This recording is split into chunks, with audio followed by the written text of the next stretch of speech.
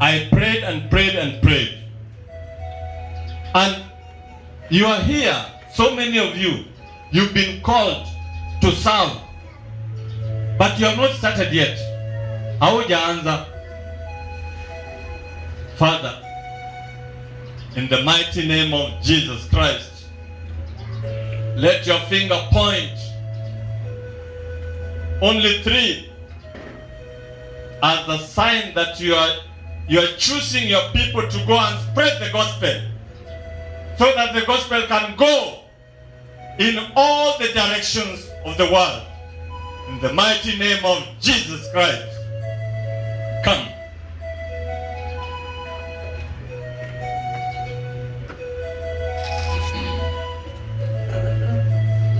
Thank you, Jesus. Come. Thank you, Jesus. Thank you, Jesus. Come.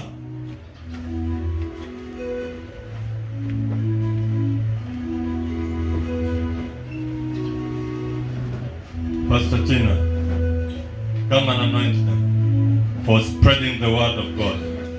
They have been chosen to spread the word of God in the year 2021. It's not me who chose you, but the Lord. In the year 2021, you are going to spread the word of God. You are going to spread this word. Nataka hii meza isongeshwe kidogo.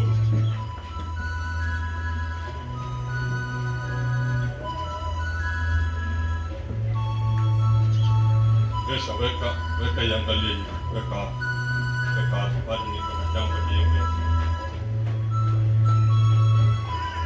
I hand over the microphone and I'll take it back. I hand over to Pastor Tina. The Lord has chosen you and has separated you 3 from the people. You are going to receive power from on high. Power to spread the word of God. You're going to spread this word of God. From now, arise from that slumber. Arise from the dead. You might have been spiritually alert, but it looked like you are spiritually dead. But now you are arising. You are arising from the dead. You are coming up and you are taking the lamp. The lamp is the word of God, and you are going to preach it to the people, and you are going to lay hands. You are going to receive power from above, and you are going to deliver people from demons. You are going to teach the word. You are going to teach them this word of God. Strictly follow the manual, which is the Bible, the word of God. Mama, you are going to preach the word. You are going to heal people. You are going to lay your hands on people and they are going to recover from their sicknesses. You are going to prophesy in the name of Jesus Christ. I declare and decree. Amen. Pastor. Baba, katika jina la Yesu Kristo, wewe ni mwema, ni mwaminifu, hakuna kama wewe Bwana. Ukasema mavuno ni mengi, watenda kazi ni wachache. Tazama Bwana, wamekuwa umoja watenda kazi wako. Nenda ukawawezeshe, wape kibali. Achila neno lako ndani ya mioyo yao. Baba, nenda ukawaongoze katika njia zao. Popote watakapopita Baba, wanapoekelewa ugonjwa wa mikono, kupitia jina la Yesu Kristo, wakapate uzima. Kwa jina la Baba, kwa jina la Baba na la Mwana na la Roho Mtakatifu. Kwa jina la Baba na la Mwana na la Roho Mtakatifu. Kwa jina la Baba na la Mwana na la Roho Mtakatifu. Amen. Baba, wape kibali, maana kibali kinatoka kwako. Achilia Roho Mtakatifu Bwana akaongoze. Wacha Baba ukaachilie taa ndani ya mioyo yao, ikawake na ikang'ae kwa ajili ya neno lako. Mpe kibali. Tazama Bwana, popote atakapoenda, mpe kibali. Mpe kibali. Mpe kibali. Kwa jina la Yesu Kristo nimeomba na hata na kushukuru. Amen. Thank you, Pastor. Now say after me. I receive power. I receive power. I receive power I receive power from heaven above. from heaven above. Power of the Holy Spirit of God Power of the Holy Spirit. to preach the word of God. Preach the word. To preach the word of God. To preach the word of God. To prophesy. To prophesy. To heal those who are sick. To heal those who are To deliver those who are demon possessed. to deliver those who are demon. From today From today onwards. In the mighty name of Jesus Christ, in the mighty name of Jesus. the living God. The living God. Amen. Amen. Thank you. You can have your seats. Return the table.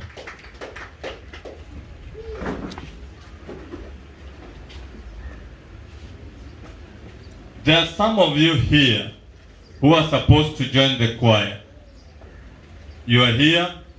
Hii mwaka uko supposed kujiunga na choir. Sitakuita mbele hapa. Sitakuita mbele hapa. Jisajili na choir immediately. Sawa? Sawa? Jisajili na choir immediately. Anza kuimba. Imbia Bwana. Tuko pamoja? Imbia Bwana. Imbia Bwana. Sio huyu wewe unaangalia kando kando. Imbia Bwana. Anza kuimba leo. Tuko pamoja? Mwaimba. Mwaimba maisha yako. Kuna kipako ya kuimba. Mungu kushakupa. Anza kuimba. Tuko pamoja? Hii mwaka usikose kuimba. Usipoimba umefungwa. Iko serious. Utamfafanulia. Asipoimba amefungwa. It's very serious that way. Simama. Simama. Simama. Wewe uko na green. Simama. This is prophetic time. Usipoimba hii mwaka, usipoanza kuimba hii mwaka, usipoimbia Bwana Yesu, shauri yako. Umejifunga na padlock. Mimi nimekupa funguo. Nimekupa nini? Funguo. Na nimekwambia hiyo funguo inaenda kufungua nini kwa maisha yako. Usipoanza kuimba, hiyo ni shauri yako. Nishakwambia. Sawa? Nishakufanya nini? Nishakwambia.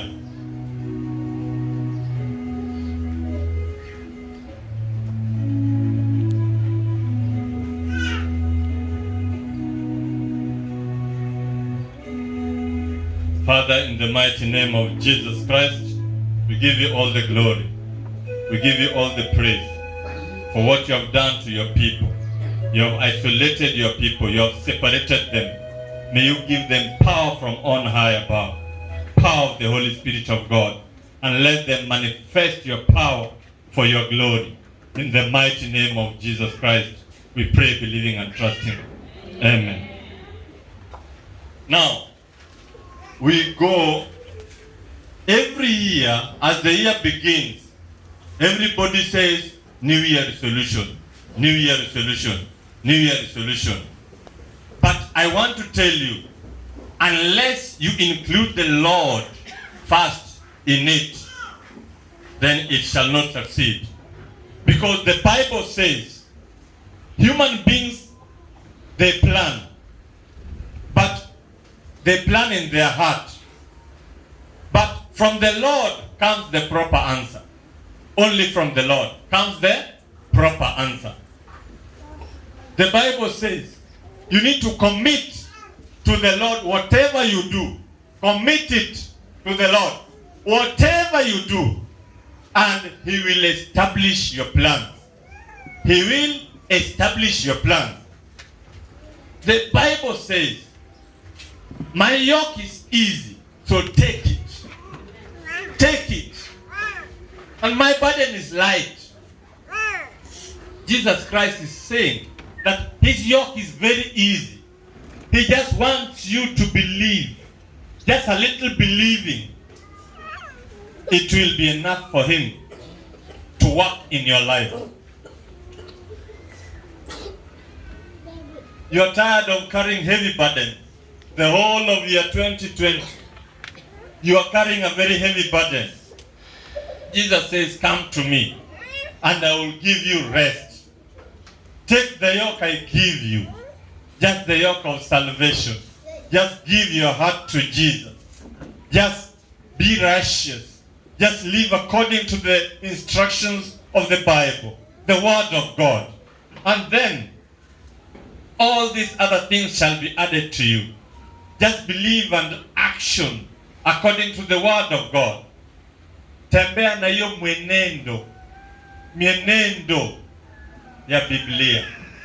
Be Christ-like. Have the character of Christ. Have the mind of Christ. If you take this yoke, you will find rest. You will find what? Rest. This yoke is very easy to bear. And this burden is very light.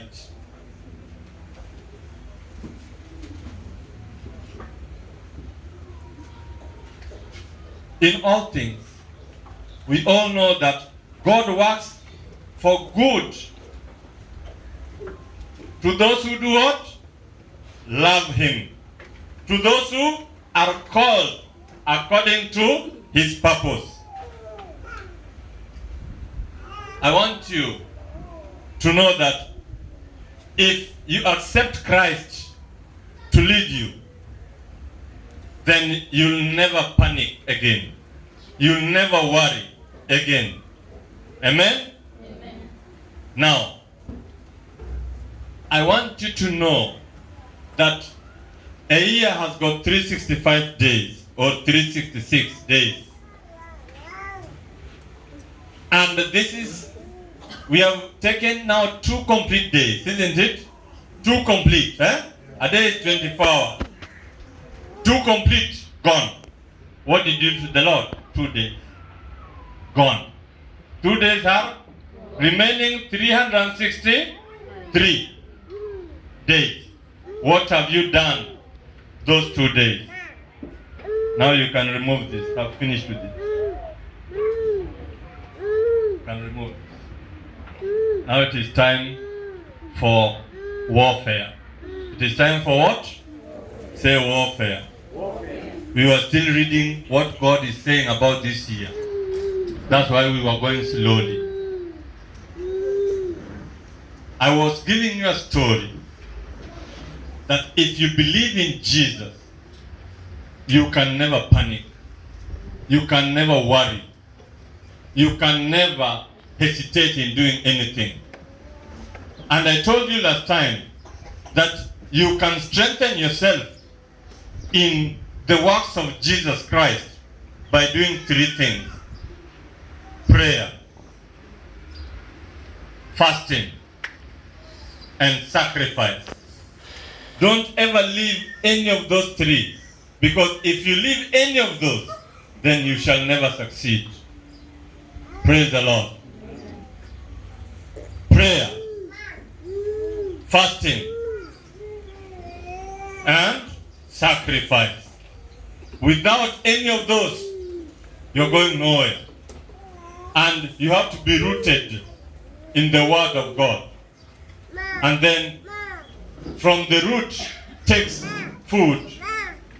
A plant, ukichukua a plant away from the soil, what happens to the plant? It dies. If you take fish out of water, what happens? It dies. If you take a man out of the Word of God, he does what? He dies. He can be living, walking, but he is poof dead. Are we together? You can be spiritually dead, but you can do makeup. You think you are alive. You're spiritually dead. I'm happy because of this church. Why? You are rooted in the Word of God. So it is upon you to stay rooted in the Word of God so that you become alive. I want to give you a story or somebody you need to emulate. An example, there was a young boy, 17 years old. But before I come to that story, let me give you a story I told you about myself. We went to a crusade in Anyiko. Anyiko is next to Yala. Yala is in Siaya County. How many know Siaya County? So there was a witch doctor. Mkubwa wa witch doctors wote Western. Anakaa wapi? Alikuwa anakaa Anyiko. Jina yake leo nitawapatia. Alikuwa anaitwa Owala. Owala. Piga simu Anyiko. Uliza wao. Owala alikuwa nani? Hapa Anyiko Shopping Center. Watakuambia alikuwa mganga mkubwa wa waganga wote pale Western. Watu walikuwa wanatembea kutoka hata Kisii wanaenda kwake. Umesikia? Tukaweka crusade pale, tukaingia Sunday. Na tukabeba ma-speakers, hizi vitu tukabeba. Tukaenda crusade. Mimi na Pastor Baraza na timu yetu. Sawa? Tukaanza kuweka crusade. Unajua unaombanga siku ya kwanza unafunuliwa ile hewa iko pale. Tukapata ni hewa, kila nyumba iko na kitu juu ya mlango. Imepatiwa na nani? Owala. Amepeana. Ulinde naye bomu. Kwa gate umechimba kitu. Amekupatia kitu umechimba pale. Nani? Owala. Tukatembea kwa maboma. Baada ya kujua hii area iko na roho mbaya, tukaanza kufanya prayer. Tukaanza kufanya fasting. Tukaanza kufanya what is called sacrifice. Tukajitenga. Mimi na Pastor Baraza tukajitenga. Mahali tulikuwa tunaishi ilikuwa comfortable kwa nyumba ya bishop. Tukasema hatutaki kuishi kwa nyumba ya bishop. Tukasema tupeleke hata kwa primary school, tulale pale. Tukatengenezewa mattress hapo chini, tukaenda huko kwa shopping center.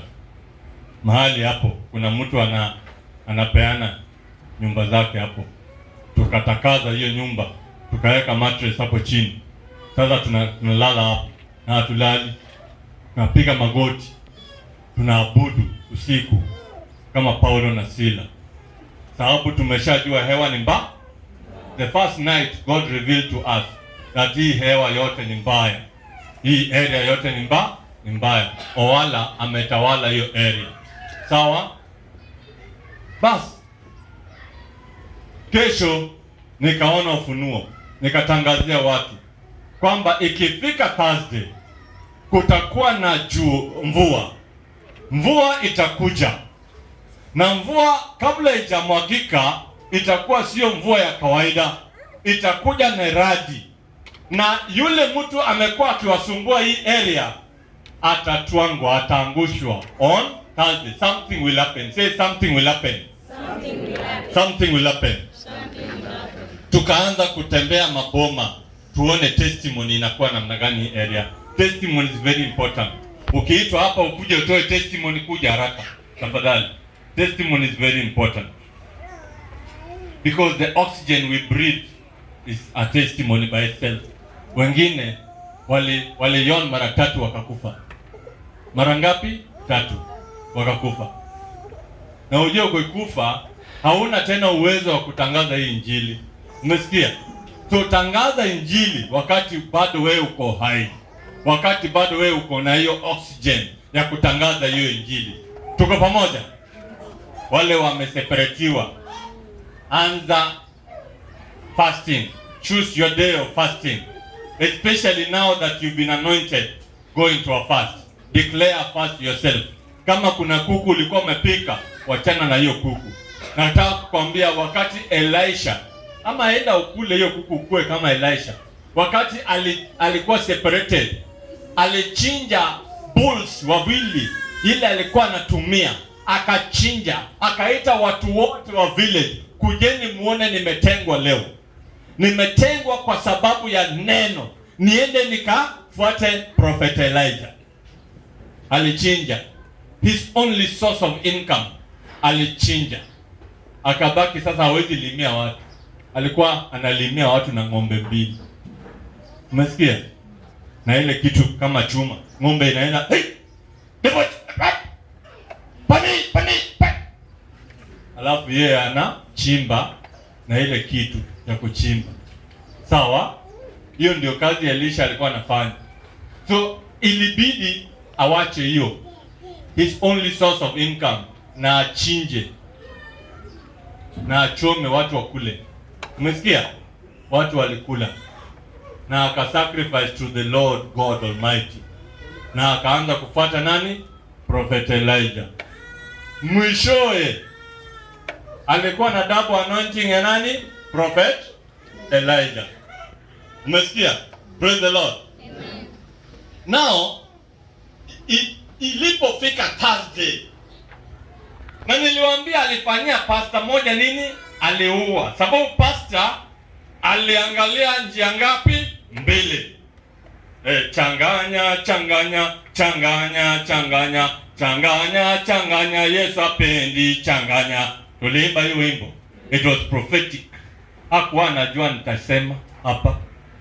Ukichanganya mambo ya Mungu na 2, unaweza kuja hapa wewe umevaa vizuri, tunakuona wewe uko sawa, lakini ndani yako wewe ndio unajua vile unachanganya.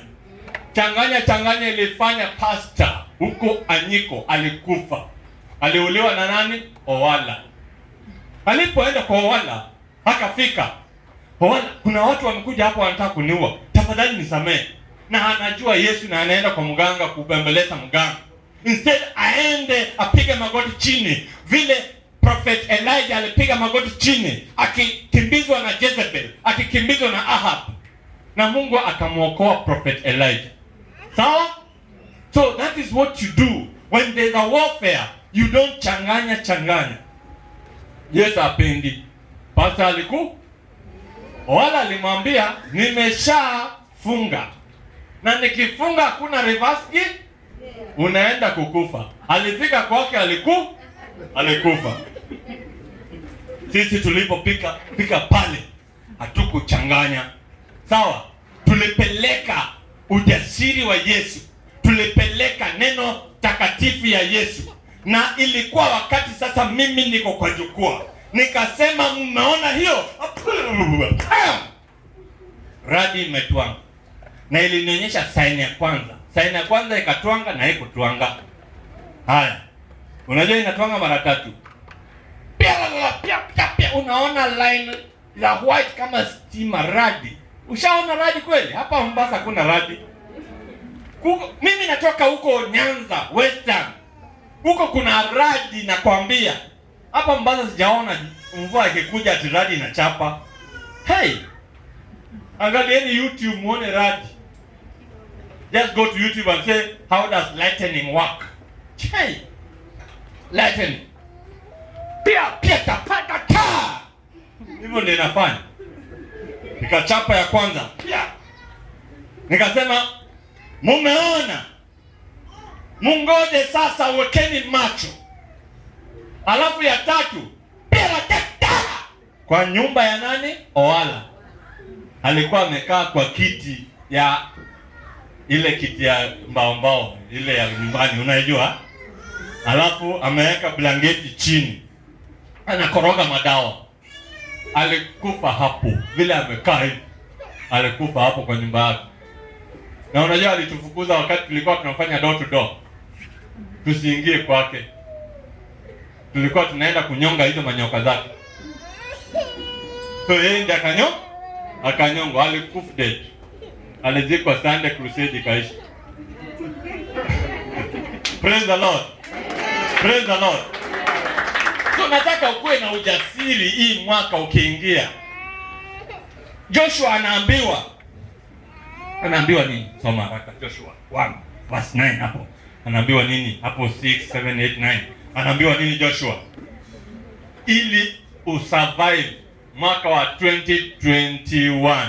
Joshua anaambiwa nini? Joshua anaambiwa nini? Soma kwa bidii Nabii Steven, nimekupa jina mpya 2021. Nikiongea hiyo ni prophetics inapita. Niliomba sana mambo yote inatoka kwa kinywa changu ikuwe ni prophetics. Nikikwambia kitu ujue hiyo ndio itafanyika 2021. Yoshua mwana wa Nuni. Anaambiwa nini? Microphone. Mic gani? Haya. Waambie. Ameambiwa nini? Yoshua 1:1. Endelea hapo 6 wakati ameambiwa kitu. Uwe hodari wa moyo wa ushujaa. Hodari wa moyo wa ushujaa. Hiyo ndio tulienda naye pale Anyiko. Alafu maana ni wewe utakayemridhisha watu hawa nchi hii uliyowapa na baba zao, kwamba nitawapa. Alafu endelea. Uwe hodari tu na shujaa mwingi. Alafu uangalie kutenda sawa sawa na sheria yote uangalie nini? Kutenda sawa sawa kulingana na sheria ile niliwapatia kupitia Musa. Usiache hiyo sheria kwenda mkono wa kiume. Usiache wala kubabaika huku na huku, ati unababaika unachanganya. Mungu hapendi kuchanganya. Au kushoto. Usichanganye kushoto kulia, mbele nyuma. Mungu hapendi kuchanganya. Upate kufanikiwa sana kila uendako. Usipochanganya utapata kufanikiwa kila uendapo. Praise the Lord. Amen. Kila uendapo utapata kufanikiwa. Usipofanya nini? Usipochanganya. Na ukiwa ndani ya neno. Neno ni sheria. Hii microphone yangu iko na sauti kubwa sana. Nataka upunguze ama niweke chini, nitumie ile authority yako ya voice. Ama namna gani? Inawaumiza masikio, sio? Niendelee. Kitabu hiki cha Torati. Naingia kabisa. Punguza sauti kidogo. Mimi najua wakati naumiza, mimi najua.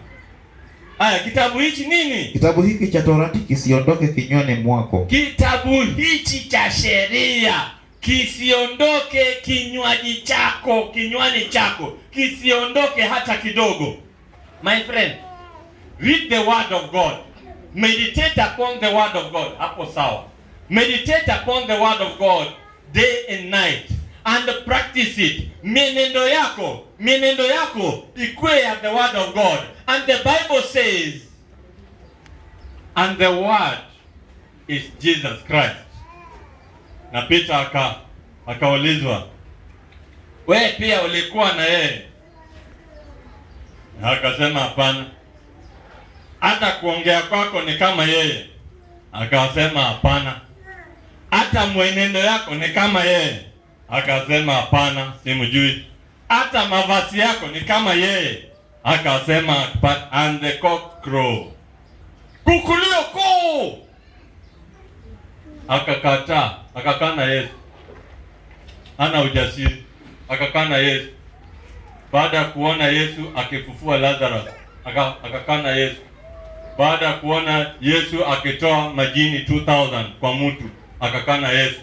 Baada ya kuona Yesu akitembea juu ya maji, na yeye akatamani kutembea, akakana Yesu. Baada ya kuona miujiza, Yesu akiraise Jairus daughter wa 12 years, baada akakana Yesu. Baada ya kuona Yesu ameguza yule mama amemguza Yesu, was bleeding for 12 years, bado Petro akakana Yesu. Baada ya kuona the transfiguration in the mountain, Yesu akakuwa white, huwezi hata kumwona, akakana Yesu. My friend, be rooted in the word of God. Be deeply rooted. Faith comes by hearing, and hearing the word of God. That is where you will strengthen. You will become too strong. And I want you this year, uanze mawimbo kama hiyo tumeimba. My hallelujah belongs to you. You deserve it. Ukitaka kubarikiwa, pokea. Usipofanya hiyo, shauri yako. Umesikia? Nimekupa funguo ya 2021. yako na yule na nyinyi watatu ambayo mliletwa hapa mkafanya nini? Mkaongeleshwa. Umesikia? That is your key. And the rest are asking, what are our keys? Kuna kijana moja anaitwa Joseph. Huyu kijana anaitwa Joseph. Ako 17 years. Ni mwana wa Jakobo ambaye ni Israel. Ako na brothers wengine 11. Mdogo zaidi ni Benjamin. Alafu akiwa 17 years baba yake alikuwa anampenda sana. Anampenda zaidi. Akapewa koti. Koti imetengenezwa, imewekwa ma ornaments, imewekwa madhahabu huku na huku. And Israel is a chosen name given to Jacob. Akaambiwa baada ya kutangatanga kudanganya watu, akaambiwa sasa jina yako haitakuwa Jacob tena. Jina yako itakuwa Israel. So umepewa jina mpya hii mwaka 2021. Alafu Mungu anakupatia mabaraka. Mibaraka inatoka juzi. Kutoka tarehe 1 umepewa mabaraka. Sema nimepokea mabaraka. Nimepokea baraka. Kutoka kwa Mungu. Ya hii mwaka 2021. So huyu kijana alipendwa sana na baba yake. Akashonewa coat of many colors. An ornamental coat. Akashonewa. So alikuwa kila wakati yeye ndiye anapelekea the brothers food. Wakati wameenda malishoni walikuwa na ng'ombe, mbuzi mingi sana. So let me tell you, today when I was seated here, I realized the life of a shepherd is very important. So these shepherds were the wrong shepherds. Walikuwa na akili mbaya. Nataka ukue na mimi. These shepherds were the wrong shepherds. The 11 brothers.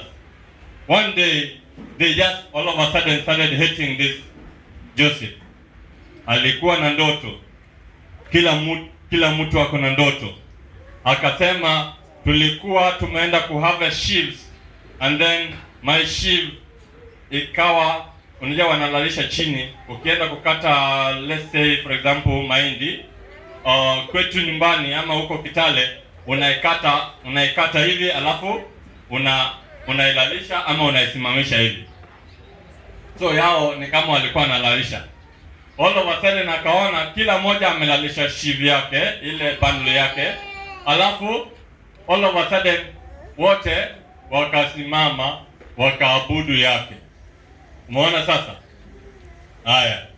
Then all of a sudden tena akaota ndoto nyingine kwamba 11 stars and the sun and the moon all stood together and bowed to him. Umeona sasa?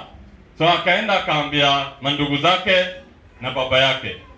So baba yake akatafsiri hiyo ndoto. Do you mean me, your mother, probably Leah, ambaye sio real mother yake, mama kando? Do you mean me, Leah, and the 11 brothers will one day bow before you? Akawa anauliza hiyo swali. Na hiyo ndio ilikuwa tafsiri ya hiyo ndoto. So hii ndio destiny ya Joseph. And you know, when you're told about a prophecy, unaweza angalia itaanza immediately.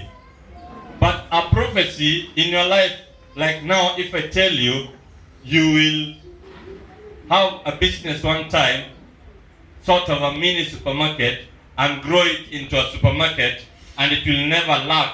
Hata kama Naivas is falling down, yours will never fall down. Now, if I tell you that is your prophecy, you have to either believe it or reject it. Tuko pamoja? But if you believe it, then it will count on you. But now time is taken between a prophecy and the dream come true. This boy is 17 years old. So anatumwa leo, chukua hii chakula, enda kwa mabrothers wako, ona vile wanaendelea na vile Germany inaendelea. Germany ni the livestock. The livestock. vile inaendelea. So akaenda mahali inaitwa Shechem. Alipofika Shechem, na ujue Shechem ndio mahali Simon na Levi, the brothers, 16 years ago, they killed the village of Shechem. Waliua all the men because walidanganya their sister. So waliwaua wote. So they were in Shechem. I don't know how the people of Shechem walisahau kwamba hao ndio waliua watu wetu. But God was protecting them in as much as in their heads they were not very good minded. Sawa? God was protecting them because of their father. God gave a promise to who? Abraham. And Jacob is in the lineage of who? Abraham. So God can never break his promise. No? Then God was protecting them. Even in Shechem where they kill people, they were going to shepherd their flock there still. Mbuzi, ng'ombe walikuwa wanapeleka Shechem bado. Sababu hapo ndio kuna green pastures. Kuna mtu akaona Joseph, unajua from the valley of Hebron where Jacob was sending Joseph, ni how many kilometers up to Shechem? Do you know? It is a distance of 78. Sema 78 kilometers. Kijana ametembea kutoka 78 kilometers. Ukiwa unatembea hivi utatembea 16 hours. Kama upumziki utatembea 16 hours. Lakini kama unapumzika utatembea labda 18 hours. Kama ondamo yako ni kubwa hivi. Umesikia? So kijana akatembea kutoka kwa baba yake Hebron mpaka Shechem. Kufika pale ako tired. Aoni mandugu zake. Akauliza mtu ambaye hamjui, umeona mandugu zangu? Labda yule mtu angemuua because ako peke yake. Na mandugu zake, ukumbuke Simon na Levi waliua watu pale 16 years ago.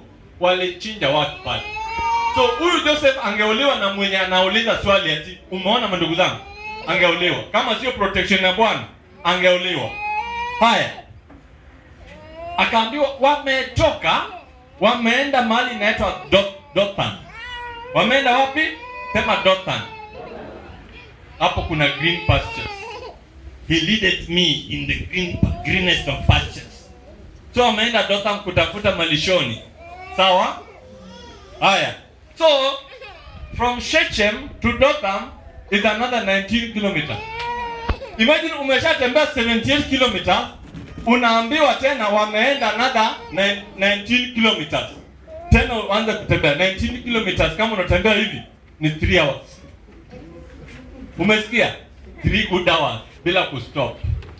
Umesikia? Haya, akatembea akafika. Kuwaona, oh, see that dreamer is coming. The dreamer is coming. So we want to kill his dreams. So now we are in the year 2021. The devil has seen your dreams.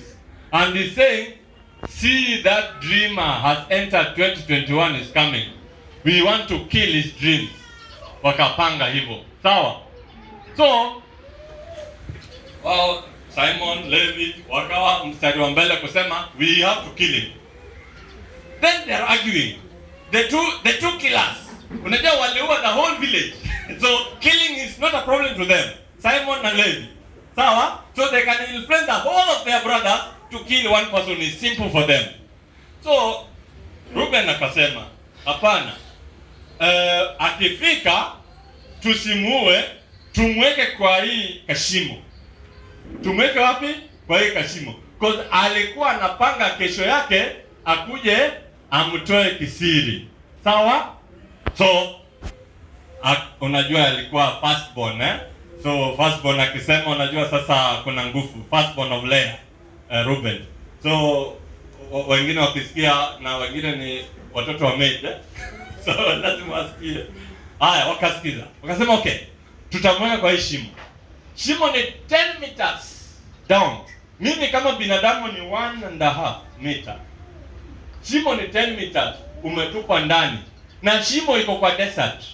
Na hiyo shimo ndio inabebanga kamaji. Na nyoka ya desert inatafutanga shimo iko na nini? maji. So huko ndio kuna tunyoka zinangoja maji. Siku gani maji itakuja kwa hii tushimo?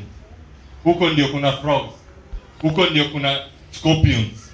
Huko ndio kuna kila kitu inatamani maji siku moja ikuje from the Mediterranean down. Umesikia? Haya. So anatupwa ndani pale. Wakiwa anashua kwamba huko ndani lazima akufe. Either atararuliwa na zile vitu ziko pale ndani 10 meters deep, ama atararuliwa na wild animal. So wakachukua mbuzi moja wakachinja. So ile coat of many colors wakapaka damu. Damu in Leviticus means life. So they've just given the dream life. Because what does a coat mean?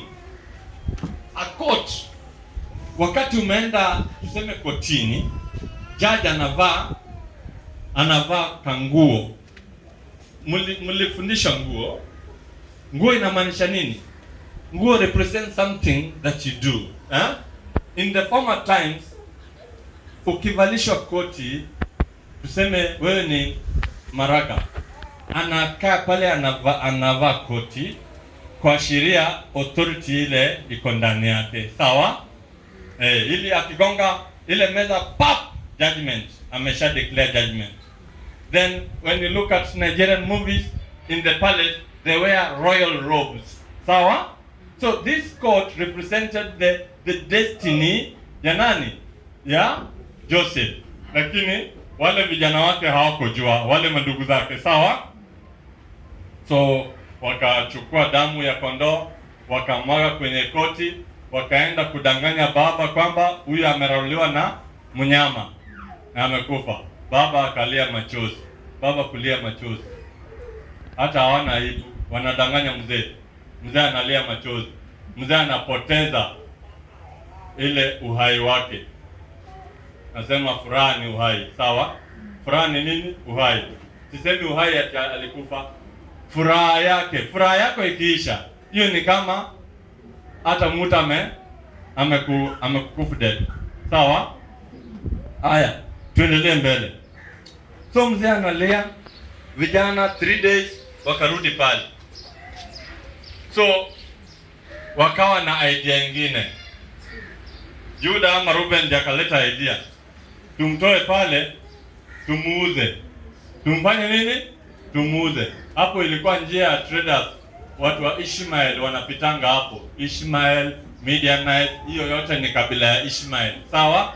Wanapitanga hapo. They were long distance traders. Wana trade on jewelries and slaves. Sawa? Wanapita na mangamia na mapunda. Wakawalipa 20 shekels. 20 shekels is the price of a ram. Ram sahi ni pesa ngapi?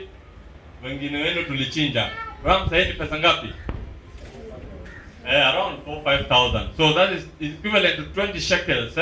Ndio the price of a slave. A slave between 5 to 20 years. According to the law of Moses, 20 shekels. That was there. Because in the early times, you are supposed to use the correct scale. Sio kutumia tu scale ovyo ovyo. Hata kama unafanya biashara huko kichakani. But you use the correct scale. Umesikia? So the boys used the correct scale. Wakamuuza 20 shekels. So the Ishmaelites, Midianites wakamchukua wakaenda na yeye. Sawa? A distance of another 851 kilometers from Dothan to Goshen. Goshen sasa ni Egypt. Anapelekwa Egypt. So from Dothan, maze 3 days umepupulia kwa shimo. 3 days umekanyanga vitu mbaya mbaya kwa shimo. 3 days the Lord has protected you kwa shimo. 3 days hujakula anything. Ndio nataka kuanza safari ya 851 kilometers. Safari ya kutoka hapa past Busia board. Past Busia board nataka kuenda hiyo safari. So wakaanza safari ya Mombasa mpaka huko Busia. Mguu. Hawako wanatembea na nini? Unajua ukitembea mguu hiyo distance ni 13 days. Utamaliza 13 days kama unatembea hivi. 13 days. Ndio utamaliza. So wakafika Egypt. Wakauzwa kwa mtu anaitwa nani? Potiphar. Then if you are a God-fearing person, if you abide by the word of God, wapi, this is the word of God. This is the manual. If you abide by the manual of God, God is going to protect you. God is going to preserve your dream. The enemy, hata kama anaona ameua ndoto yako, uko kwa shimo, but there's somebody somewhere. There's somebody somewhere. There's a destiny helper coming to pull you out of hiyo shimo huko ndani. Inaweza kuwa uko na shimo ya school fees leo. Umejaribu Fuliza imekataa. Umejaribu M-Shwari imekataa. Umejaribu Tala imekataa. Umejaribu Neighbor amekataa. Ujui uende wapi. Umejaribu chama yako inaivana April. Ujui uende wapi. Mwenye anakula chama raundi pia kuna watoto watatu. Ujui uende wapi. Hiyo ndio shimo uko ndani. Say, God is sending somebody to pick me from this pitch. Is that 10 meters pitch down. You're waiting for 3 days. 3 days. He is not too late. Say, God is never too late. 3 days is not late. Wakakuja, wakapata mnunuzi, amefika. Kama mnunuzi angefika, si angekufa pale ndani. God is never too late. God is going to send help. God is sending help right now. When Daniel prayed, and the answer was released from heaven immediately, but the principality of darkness arrested the angel that was given the word to take to Daniel, the prophet Daniel in the Bible. Sawa? And it took the prayers of Daniel continuously for God to send Archangel Michael to intervene and release the angel that had the message ya Daniel ili amfikishie. Alipofika akasema, from the moment you started praying, the Lord answered you. The Lord is never too late. Say, the Lord is never too late. So Joseph was rescued from the 10-meter pit by good Samaritans who are passing. And the Lord interfered in the hearts of the brothers, never to kill him, but to sell him. So, in as much as unapitia kisanga gani saa hii, you are in the journey of your dream. Say, you are in the journey of your dream. 17 years. This guy is reaching Goshen at 17. Anavalishwa marwanda za slave. Slave walikuwa navaa marwanda. Sijui kama natumia iwende sahihi. Magwanda. Slave walikuwa navalishwa magwanda. Sawa? Ili identify wewe kama slave. Lakini kwa hiyo magwanda ilikuwa kama ile ya karate. So ina cross hivi chwa. So your chest is open. And then Potiphar's wife anapenda chest ya kijana. Sababu kijana anatembea distance kubwa, hakuna chest kubwa. Umesikia? Kijana anafanya urako. Hako na chest ngapi? So akapenda. Kila siku huko kiwa kwa jikoni, nitafutie kidogo. Anamfukuza. Tufanye hivi na hivi. Anamfukuza. Tufanye hivi na hivi. Anamfukuza. Akamfukuza muda mrefu. Sawa? Siku moja akasema liwe liwalo leo. Leo ataniona. So kijana anaishi kwenye wapi Biblia yangu? Niliweka hapa. Kijana anaishi ndani ya sheria. Sawa? Anaishi ndani ya sheria. Anajua hiyo ni do not commit adultery. Siko ndani ya sheria. Huyu ni bibi ya mtu. Akamwambia, huyu Potiphar ameniacha hapa in charge of kila kitu apart from mwili yako. Sawa? So siwezi kuuza wewe. Akachukua hiyo magwanda akabaki nayo wakati Joseph alikuwa anakimbia. Akatoka nje akaanza kupiga nduru. Mwanamke akataka kukumaliza atakumaliza. Akaanza kupiga nduru. Mwanamke alimaliza nani? Adam. They are wiser than us. They are very wise. Sawa? Walipewa akili mingi. Mwanamume anafikiria kitu kimoja kila wakati. Mwanamke anaweza fikiria kitu 100 na anapika na anafikiria vitu 100. Umesikia? So akachukua magwanda yake akabaki naye kwa mkono. Akatoka nje akaanza kupiga nduru. bwana yake akakuja Potiphar jioni. Na jealousy nayo. Jealousy. Hey, Potiphar was in charge of the prisons. Hey, he was in charge of, alikuwa kama Maraga. No, alikuwa kama nani huyo cabinet secretary ile powerful Kenya. Alikuwa kama Matiang'i. Na umeguza bibi ya Matiang'i. Potiphar. My friend. Ndani ya jela direct. Ndani ya jela. Aliwekwa kwa, kama unaochingi zile movie za Rambo. Wakati Rambo ameshikwa. Kama Rambo ameshikwa, anawekwa kwa shimo ingine, hakuna mwangaza. Mkojo yote inapita hapo. Yaani ni sewage. Huko ndiye aliwekwa. Sababu unataka kukuza bibi yangu. My friend, nitakuonyesha. Na mimi ndio kiongozi second after Pharaoh was Potiphar. Chai. Kijana aliteseka. Kijana hatujaambiwa at what age kijana alikuwa anatesekea. Tuliambiwa tu alifika Goshen at 17 years. Sawa? So kuteseka hatujaambiwa ni miaka gani alitupwa gerezani. Sawa? Then huko gerezani kulikuwa na wafungwa wengine wawili walikuja. Mimi nilipokuwa gereza siku moja nilikuwa nauza bila, in the year 2000 Kenyatta Day, nilienda kuuza njugu Nyayo Stadium bila leseni ya county government. Ilikuwa inaitwa Kanjo. Nikatupwa ndani ya gereza. So ndani ya gereza unateseka. Unateseka, kuna kunguni pale.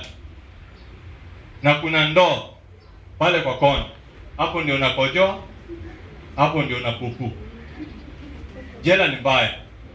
Na ile wakati kamatres kalikuwa kadogo ka black, kamejaa kunguni. Ndio unaweka kichwa yako pale. Na umeshikwa na njugu. Nilikuwa nasema njugu karanga mchezo wa meno, njugu karanga mchezo wa meno, njugu karanga tafuna kidogo kionjo, njugu karanga 5 bob. Nilikuwa ni a good sales person in the year 2000. Sawa? So nikauza the whole of Kenyatta Day. Nilikuwa nimebeba gorogoro ngapi? Nafikiri ilikuwa gorogoro 4. So ilikuwa imebaki gorogoro moja. Jioni saa 9. Nimebakisha gorogoro moja. Nimalizie. So namalizia na ilikuwa Friday. Kuna wenye wanaendanga nyumbani hawakupata nafasi jana Thursday. Ilikuwa holiday ya Kenyatta Day, imekuwa Friday. So hawakupata nafasi ya kwenda wapi? Nyumbani Thursday jana. Wanaenda leo Friday. Sasa naenda kuwauzia Kisii hapo Keroka. Unajua Keroka ya zamani hapo OTC. Naenda kuuza hapo. Hapo ndio nikashikwa kuja hapa. Lori. Nilipata lori tayari iko na avocado. Niliingizwa kwa avocado. Mwili yangu yote ilikuwa avocado. Avocado ile beba. Nikapata wafungwa wengine wako huko. Tukazungushwa town mzima, sikuwa najua town vizuri. Tukazungushwa mpaka mahali sijaifika mguu. Mwishowe tukaletwa Kamkunji. Kuingizwa pale Kamkunji, ndugu yangu yote na pesa yangu yote na bagi yangu, rucksack yangu yote ilikuwa imeenda. Imechukuliwa na mapolisi. Tukaingizwa, belt toa, nini, mguu, toa viatu, nini, nawekwa ndani. Ndani nikapata marasta. Marasta. Hivi karibuni tumewaita Mungiki. Wale marasta tukapata pale ndani. Pale ni remand. Remand imebeba yote iko ndani. Umeua uko remand. Umeuza njugu bila leseni kama Daniel uko ndani pale. Unakorokwa huko. Hivyo ndio sasa watu watakorokwa wakati Yesu anarudi. Wacha tusome Matthew 25. Hivyo ndio watu wanarudishwa pale ndani kwa moto. Wewe ulisema tu uongo moja, na mtu aliua, na mtu alienda kwa mganga, na mtu alifanya nini, mnarudishwa kwa remand moja. Hebu soma. Aki for sure. Kila mtu ako kwa hiyo remand. In the lake of fire prepared for the devil and his angels. Sasa devil na his angels, na wewe umesema tu uongo moja. Sababu ulikuwa unahepa mtu ambaye uko na deni yake. Ukadanganya ngapi? Moja. Unarudishwa na wenye wameua. Unarudishwa na, hebu soma haraka. Soma. Matthew 25. Anza 31. Kama itawezekana. Umepata? Hebu soma. Soma. Mathayo 25:31. Hapo atakapokuja mwana wa Adamu katika utukufu wake. Atakapokuja mwana wa Adamu katika utukufu wake. Na malaika watakatifu wote pamoja naye. The day of the trumpet, the day of the Lord. Ndipo atakapoketi katika kiti cha utukufu wake. Ataketi in the judgment seat, kiti ya utukufu wake. Na mataifa yote watakusanyika mbele zake. Mataifa yote watakusanyika mbele zake. Naye atawabagua kama vile mchungaji abagavyo kondoo. Atagawa kondoo yote pande ya right, mbuzi pande ya left. Atawaweka kondoo mkono wa kuume na mbuzi mkono wa kushoto. Umesikia kondoo mkono gani? Kuume. Kondoo mkono wa right, na mbuzi mkono gani?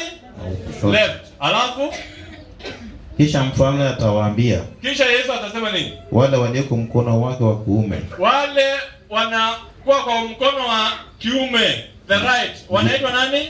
Mbuzi, Kondoo. Wanaitwa kondoo, sio? Wako na nini? Sema. Njooni mliobarikiwa. Wamefanya nini? Wamebarikiwa na Baba yangu. Mrithi mfalme. Mliowekewa tayari kutoka lini? Sio kutoka saa hii. Tangu kuumbwa kwa ulimwengu. Hey, praise the Lord. Amen. How will you feel if you are among them? How will you feel if you are among them? Yani uko upande wa right. Wewe unaitwa kondoo. Sawa? Unaitwa kondoo. Unaambiwa karibuni. Nyinyi ndio mmechaguliwa kurithi ufalme ambaye mmetayarishiwa kutoka kabla dunia iumbwe. Mlitayarishiwa hii ufalme, royalty. Mnavalishwa royal robes. Endelea. Kwa maana nilikuwa na njaa. Alafu wakauliza, mkanipa chakula. Wenye watakuwa wanaitwa kondoo ni wenye walifanya nini? Walimlisha akiwa na njaa. Alafu tena wakafanya nini? Alikuwa na kiu. Mkaninywesha. Wakampatia maji. Alikuwa mgeni. Mkanikaribisha. Wakamkaribisha. Wakampanguzia mguu. Wakamwekea chai kwa meza. Wakamtandikia mahali wanalala. Mgeni, karibisha mgeni. Alafu alikuwa uchi. Mkanivika. Akamvalisha nguo. Hata kama alikuwa anatembea nguo moja kila siku, muone, umpatie kanguo. Alafu alikuwa mgonjwa. Mkaja mkanitazama. Akatembelewa. Alikuwa kifungoni. Alikuwa jela, mahali tunaongelea saa hii. Mkanijia. Wakamkujia. Alafu wakauliza, ndipo wenye haki mtakapompumbii. Hey.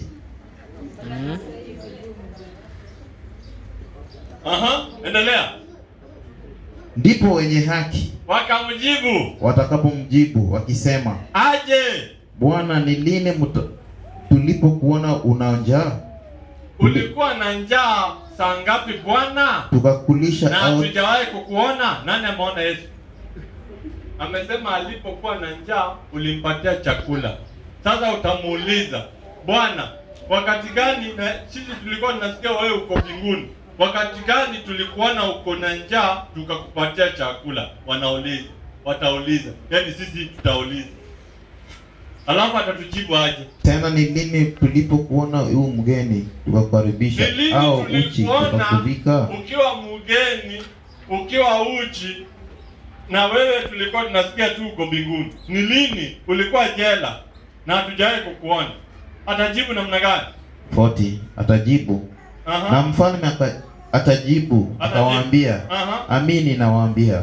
Amini, anaanza na amini. Meaning hiyo kitu ni correct.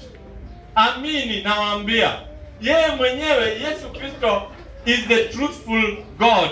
Anasema amini nawaambieni, na hii ni mambo itatendeka. Sema. Kadri mlivyowatendea mojawapo wa hao ndugu zangu walio wadogo, mlinitendea mimi. Kama uliona maskini na hukumpatia chakula, hukumlisha, hukumvalisha nguo, basi haukufanyia Yesu. Sisi tunasema Yesu ako mbinguni, kumbe Yesu ni jirani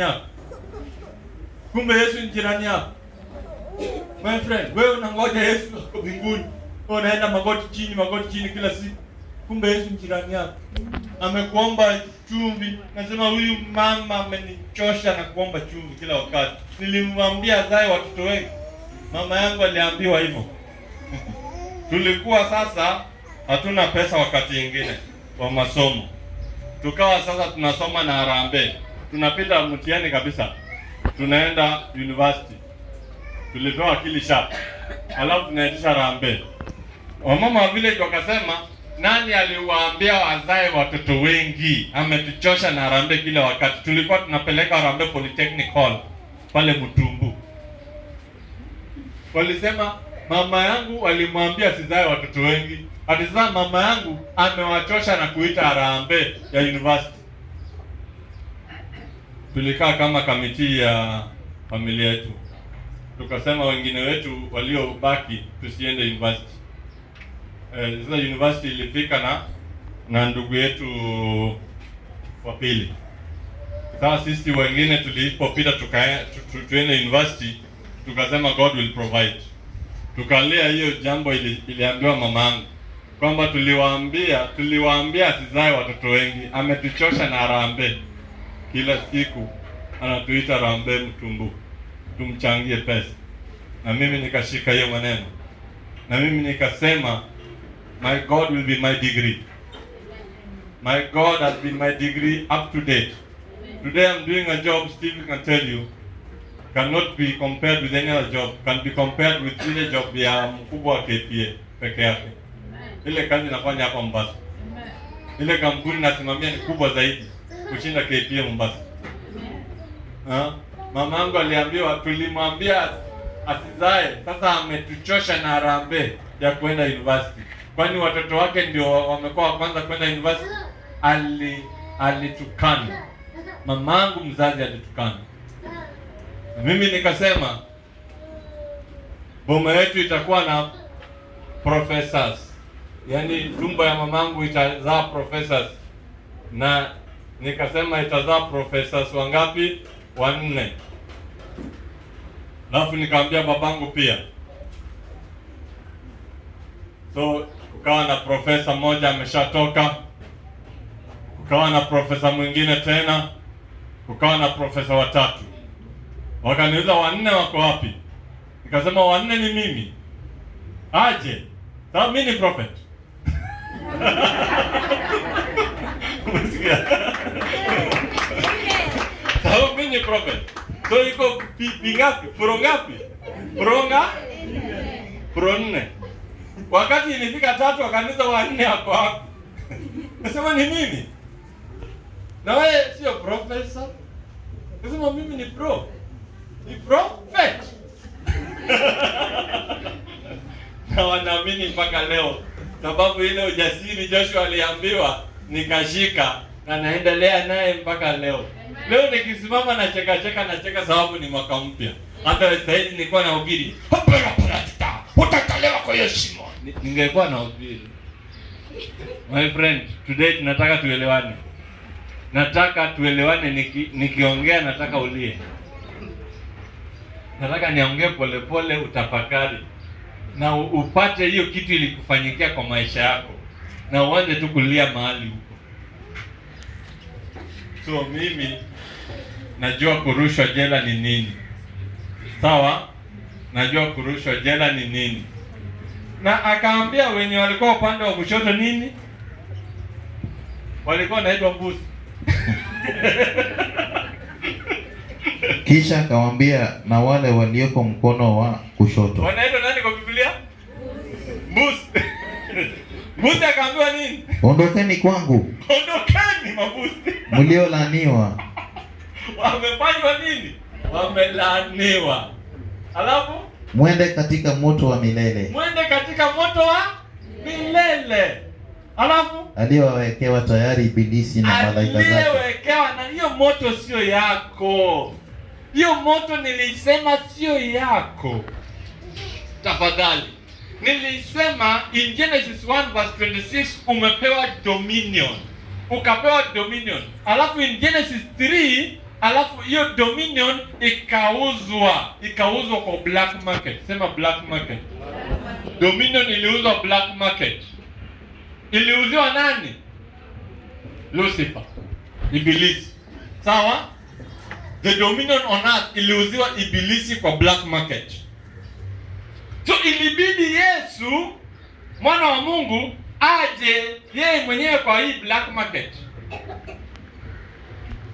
Kwani mjui Biblia alisema alienda chini. Hebu unaweza kueleza vile inasema? Alienda chini kuzimu. Akanyanyua Lucifer. Akamtingiza. Akachukua funguo.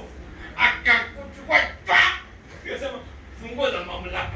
Alienda kuzima akachukua funguo. Black market. Alienda wapi? Black market. Sema black market. My friends, Biblia ni tamu sana ukiendelesha vile na kuletea karibu. Umesikia? Wakati alikuja akawa binadamu, and the word became flesh. In the beginning was the word, and the word was with God, and the word was God, and the word became flesh and dwelt amongst us, ili tupate uhai, ili yule jamaa wa black market anyang'anywe funguo za mamlaka. Jesus himself had to come here. Akakuja akaishi how many years? 30 years. 30 years. So 30 years ilipofika, kuna wedding in Cana of Galilee. Mama yake ndiye alikuwa wa karibu sana na wenye walikuwa wanafanya harusi.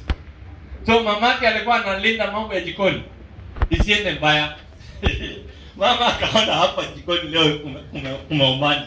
Hapa leo kumeumana. Why ni maisha?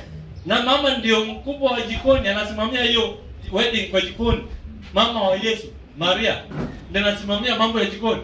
Na akaona why ni maisha? Atasema nini kwa mwenye harusi? Na why ni maisha? Matiti yenye Yesu alinyonya. Anasimamia harusi. Na why ni maisha? Hey, mama akasema, huyu mtoto alikuwa ananinyonya na alikuwa nasikia kama kuna miro kwa tumbo. Hata wakati alikuwa kwa tumbo, nikaenda nikasalimia Elizabeth, nikasikia kuna mira kwa tumbo yangu. Wakati nilikuwa namnyonyesha huyu mtoto, nikasikia kuna mira kwa matiti yangu. Hii maneno haitaniletea aibu. Wacha nikimbie kwa Yesu. Why ni maisha? Mama, mimi ni mgeni tu kama wageni wengine. Nifanye nini na why? Why ni maisha? Do something. Mama hakuchukua no from Jesus. Akarudi kukaa kwa jikoni. Akaambia wenye walikuwa karibu kutumwa, nendeni, chenye atawaambia ni mtoto wangu namjua. Unajua mama mnasema ni mtoto wangu namjua. Nendeni kwake, chenye atawaambia mfanye. Mama, si unajua mtoto yako na hawezi kukudisappoint. Wakaenda. Yesu akamwambia, jazeni hizi matangi zote na maji. Wakafanya hivyo vile mama alisema. Mama alisema chenye atawaambia na mfa. Wakajaza mtungi zote na maji. Akasema chota, pelekea master of ceremony aonje. Kapeleka master of ceremony, onja wine. Master of ceremony akasema nini? Onja. Akamwambia onja tu. Wewe usijali, onja tu. MC akasema, MC unajua lazima atangaze chenye anafanya. Ma MC si unawajua. Nimeletewa kitu hapa nionje. Jamani, shangilieni. Haleluya. Wanashangilia MC, unajua ma MC vile wako wanapenda kuongea. So definitely MC alisema vitu. Akaonja. Haya, nitazame naonja. Katingeza kichwa akasema, sijai onja kama hii. Harusi yote nimeitwa. Alikuwa MC wa maajabu, alikuwa anaitwa harusi mingi. Akasema harusi yote nimeitwa. Sijaonja kama hii ya leo. Akaambia watu, hata mwenye mmeshiba wine, endeleeni. Hii mkunywe.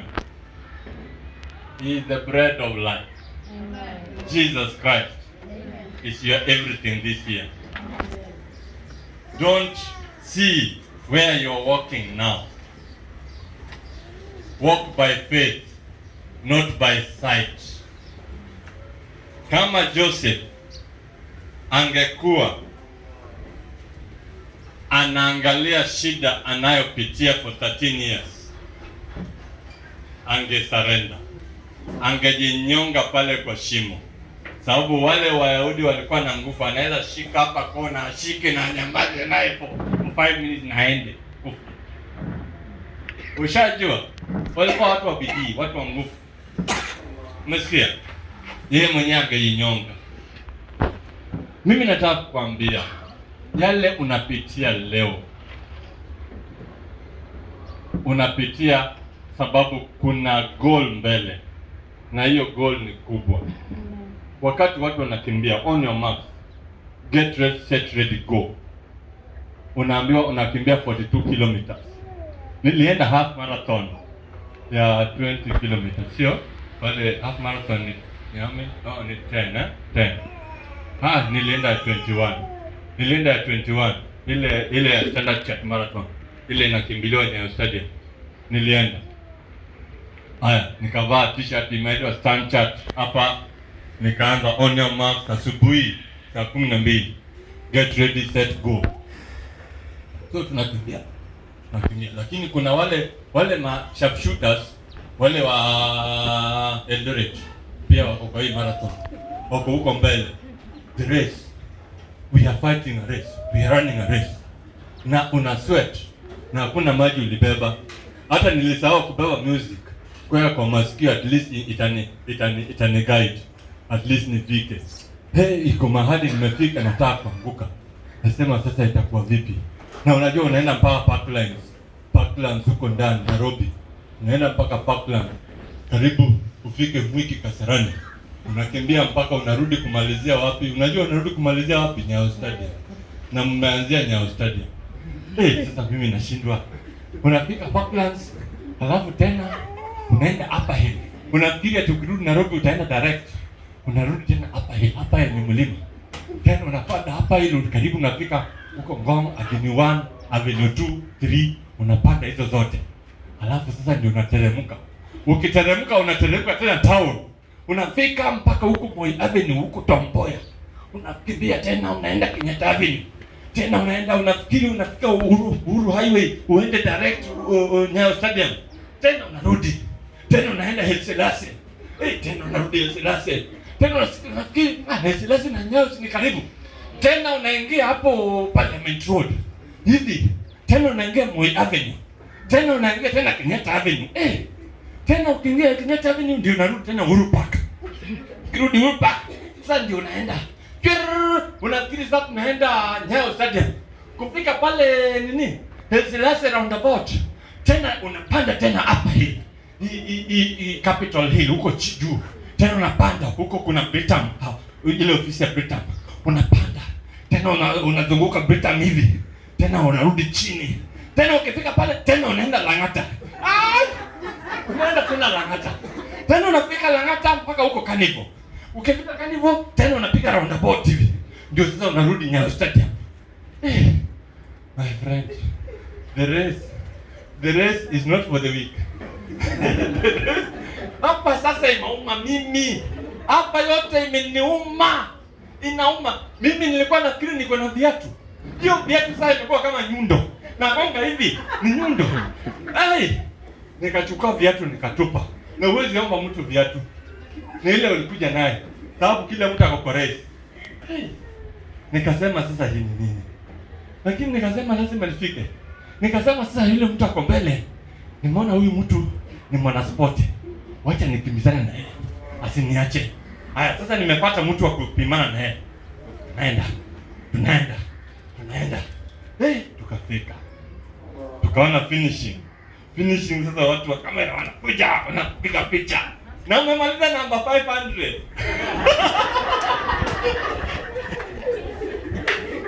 Umemaliza namba 500.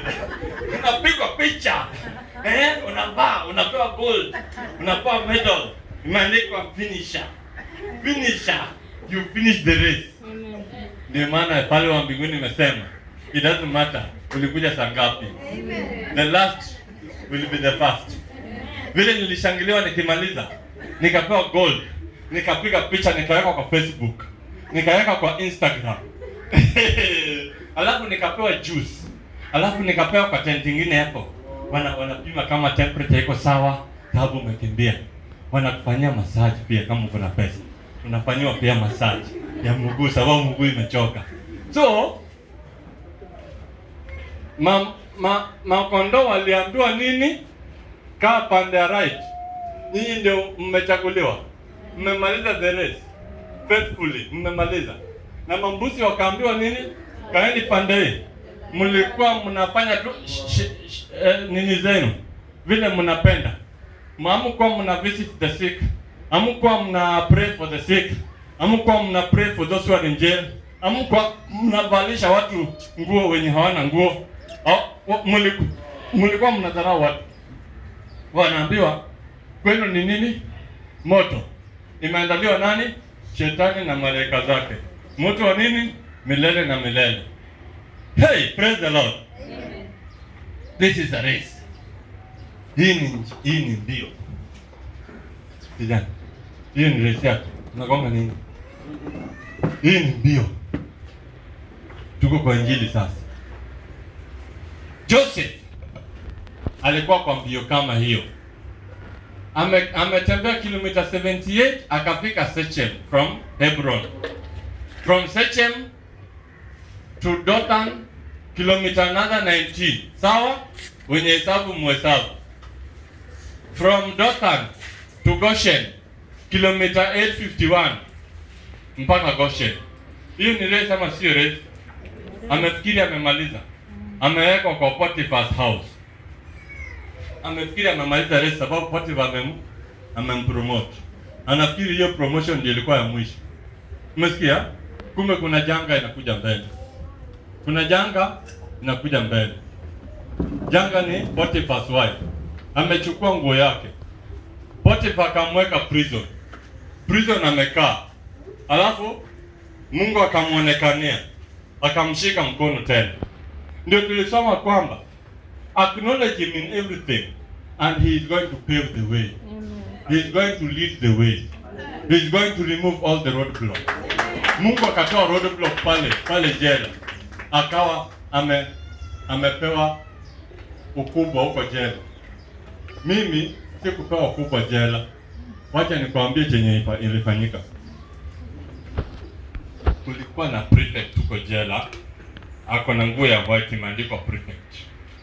Sawa. Mimi nilikuwa mtu anapenda cheese. Ndio maana sikupewa prefect. Asubuhi moja nikaamuka nafanya pressure. Kumbe maaskari hataka kuona mtu anafanya pressure. Ni kama unataka kutengeneza prison break. Umesikia? Ni kama unataka kutengeneza prison break. Lakini niliona mapastors wengine wawili waliingia na Bible. Walikuwa na ubiri tu pale ndani. Kesho yake siwaoni tena. Nashindwa yule pastor alituhubiria wapi? Wamepotea. Ni kama wamepotolewa. Kumbe injili inatoa mtu jela. Mimi sikuingia na Bible, nilikuwa naingia na njugu. Imagine. Prefect anakula vizuri. Anasimamia jikoni. Wengine anasimamia wapi? Ako very fat. Tena analala kwa mattress. Sisi tunalala kwa floor. Sio floor imewekwa hii carpet hapo. Na kulikuwa na unajua sasa mattress ikikuja watu wapiganie watu wanararua, unahepa na PC yako. Tunaweza piga yule mtu ameleta mattress, kila mtu angangania PC yake. Vile walikuwa wanangangania nguo ya Yesu. Unaona wakati Yesu alisulubiwa wanangangania nguo yake.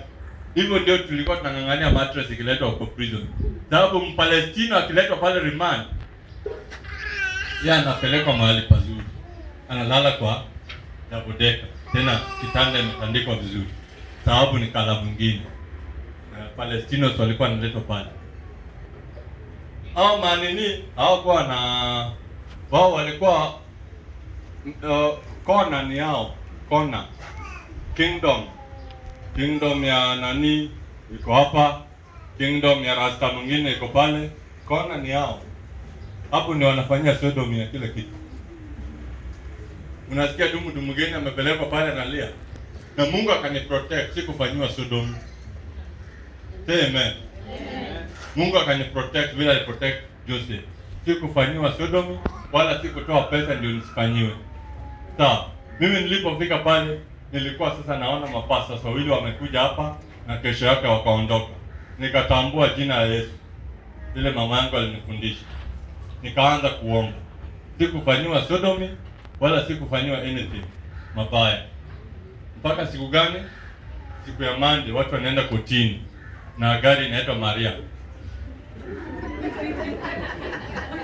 Hiyo gari hujui mahali mmefika, iko na kashimo moja. Na mwenye kwa hiyo shimo ni mtu mwingine powerful, huwezi kumtoa hapo. So wewe uko ndani ya Maria lakini uko giza, hujui mnapelekwa wapi. Sisi tukajikuta tuko kwa dock county government kotini pale Nairobi. Tunauliza maswali. Nikasema guilty as charged mimi. Lakini mnisamee, nilikuwa nauza njugu tu. Na nilikuwa nimeshauza korokoro 3. Nilibaki kisha korokoro 1 na sijui mahali imeenda. Ningejua mahali iko, ningelipia hii penalty, hii fine, ningelipia. Nikaambia judge hivi. Akapunguza fine. Fine yangu ikakuja 1000. Na hiyo 1000 sina. Na hakukuwa na simu ya mobile ya kupiga. Hakukuwa. So itabidi nikae jela. Nimechajiwa how many months? 3 months ndani. Na fine 1000. So jela tunatolewa remand nani? Hapa Kamukunji tunapelekwa industrial area. Industrial area ndio nilifanya makosa. Kufika tunanyolewa na tunapewa nguo. So hapo tunaseparatiwa. Ulikuja na nguo za kondoo, unapewa nguo za mbuzi. Hapo ndio separation inakuwa. Sawa? Tuko pamoja? So unapewa nguo tayari, hiyo nguo iko na kunguni. Ukiangalia direct hiyo nguo ndani, hapa iko na kunguni na imeraruka. Umesikia? Haya. Na mnafanyishwa kazi ngumu. Kazi ya kubeba mahindi kwa kichwa gunia mzima peke yako. So mimi ile shida nilifanya ni moja. Asubuhi mimi hali yangu ni kuamka kufanya tizi. Pressure. Mpaka ngapi? 30 ama 60. Juu nilikuwa black belt kwa karate. So naendelea na tizi yangu kama kawaida. Sawa? Prefect akaona nitakuwa powerful. Akanipatia punishment. Punishment yangu ni kubeba ndoo. Ndoo inajaa mpaka pomoni. Ukibeba inamwagika.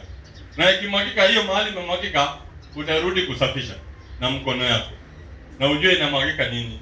Kinyesi na makojo. Na huko watu wanahara. Nikafanya hiyo kazi, nikaomba Mungu nitoe kwa hii kazi. Take this cup away from me. Kesho nikasema mimi niko na dysentery. Nikapelekwa dispensary. Huko kwa dispensary kumbe watu wanapumzika. Nikasema basi, hii ndio njia. Hii ya dispensary ndio njia. Tukapumzika the whole day. Kutoka dispensary unapewa kazi kidogo. Pewe kazi mzito. Mungu akanifungulia njia. So mimi tunaanza kupanga fabric rolls za kushona hizi magwanda za askari. Hapo ndio tunaenda tuna clean, saa zingine tuna clean area, tuna clean hiyo area yote ya prison, Hiyo ndio kazi ya wenye wametoka hospitali. So hiyo kwenda hospitali ilinifanya nini? Ilinisaidia. Sasa sibebi ndoo. Wengine tulikuwa tunabeba nao ndoo, nimeona wamewekwa kubeba gunia 50 kg. Gunia anabeba. Nilikaa hapo kutafuta watu wangu. Watu wangu walinitafuta mpaka kwa mochari. Ndio hapo anajua nimeenda wapi. Mimi nilikuwa hasla wa kuuza njugu. Kuuza njugu huwezi sema ametoka hapa ameenda hapa. Umesikia? Huwezi jua. Sababu njugu hiuzi kwa stall. Unatembeza. Umesikia? So watu wangu walinitafuta mpaka kwa mochari. Mochari zote walinitafuta. Walianza na City mochari. Na mochari kama umewahi mochari, unajua mochari inakaa namna gani. Mochari sio kuzuri. Kama wewe ni Mkristo, siku moja enda waombeleze wenye wako pale wanatoa mwili. Uende hata uone mwili, hata kama sio ndugu yako. Ndio utajua hii maisha ni tunaongelea. Wangapi wameingia moja kwenda kwa identify mwili? Wewe mko. Kumbe mmeona maisha. Mmeona maisha. Sio kazi rahisi. Hii maisha tunapitia ni ile Joseph alipitia. Kumbe the goal is big ahead. From 17 years kukataliwa na ndugu zake, kuuzwa. Baada ya kuuzwa, kuingia kwa Potiphar. Baada ya Potiphar, then kuwekwa jela. Hii ndio maisha ya jela naongeleshea. Wengine wanaenda jela wanakuwa sodomized. Wanatoka hapo kama sio watu. Lakini Mungu anakulinda kwa hao yote. Unatoka ukiwa safi. Umesikia? Then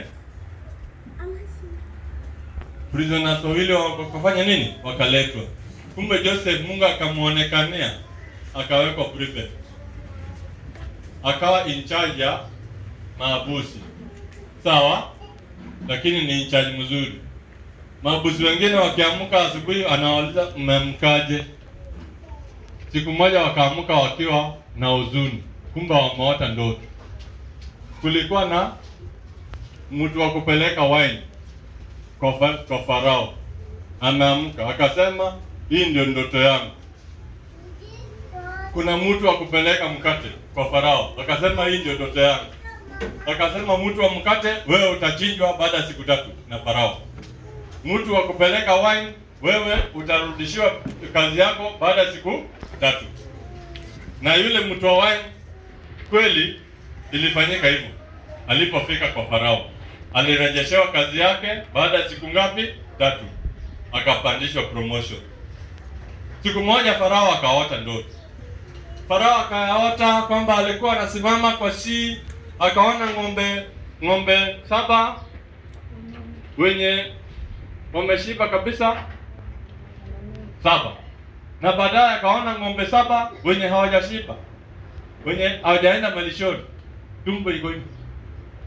Wakaenda wakameza zile ng'ombe 7. Wakameza. Kumbe ng'ombe inameza ng'ombe nyingine. Akashangaa hii ni ndoto aina gani? Akaletea ndoto nyingine kama hiyo pia. Akasema unajua kule kuna maowala. Nimesema ng'ombe wala hapa nikianza. Owala ni magician. The kings of magicians wote wakakuja kwa Pharaoh. Kwamba the king ameota ndoto na mwenye anatafsiri ndoto atakuwa mkubwa.